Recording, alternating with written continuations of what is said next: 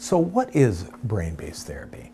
Now you can come up with another term if you want, and let me say to begin with that brain-based therapy is not reductionistic. In fact, I was and still am very appreciative of psychodynamic theory. Certainly I've spent a lot of time around and with CBT and DBT therapists and practiced for quite a long time, roughly about 25 years ago, the Ericksonian hypnosis, and actually as a young man traveled around the world meditating in ashrams and all that. I'm still that person.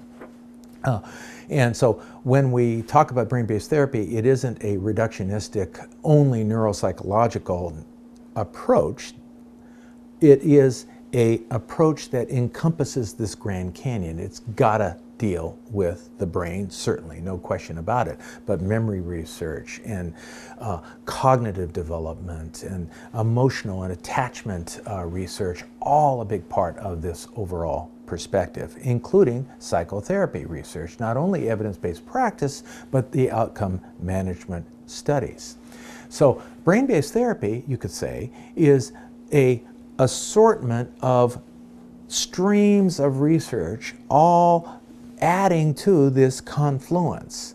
And it has shown that we need to pay very close attention to how we can actually create neurophysiological changes in the brain. Now, Fritz Perls said long ago, back in that classic 1951 book, Gestalt Therapy, that people need a safe emergency to change. So they need to be a little bit of have a little bit of discomfort, but at the same time get that support and that backing through the therapeutic alliance to move ahead, much like parents encourage their children to kind of go out.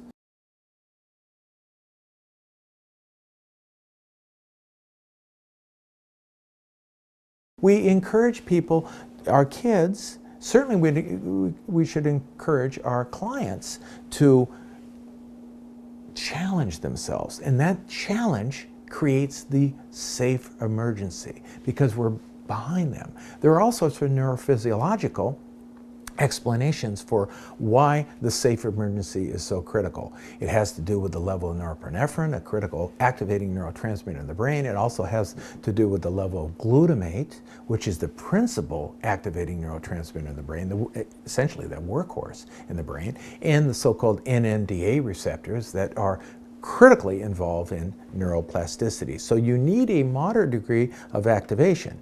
So many people talk about the inverse U. And we know that the inverse U factors in when the prefrontal cortex is activated, the moderate degree of activation. So we're wanting to make neuroplastic changes with our clients that necessitate a safe emergency, favoring activating the prefrontal cortex. Now, there are a number of major new developments in neuroscience that I think need to be incorporated, sometimes actually in the dialogue with us and our clients. Let me review them that I think are very useful as a conceptual frame.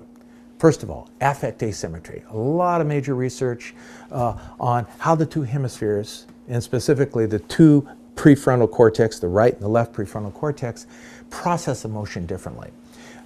Robert Robertson, a neurologist at Washington University in St. Louis, and Richie Davidson from University of Wisconsin have shown through numerous studies that overactivation of the right prefrontal cortex is indicative of anxiety, underactivation of the left prefrontal cortex is indicative of depression. So you see that affect asymmetry. And then also Joe Ledoux from NYU has done a huge amount of research on the amygdala and the fast and the slow tracks to the amygdala. Critically important when we're talking about anxiety disorders and neuroplasticity.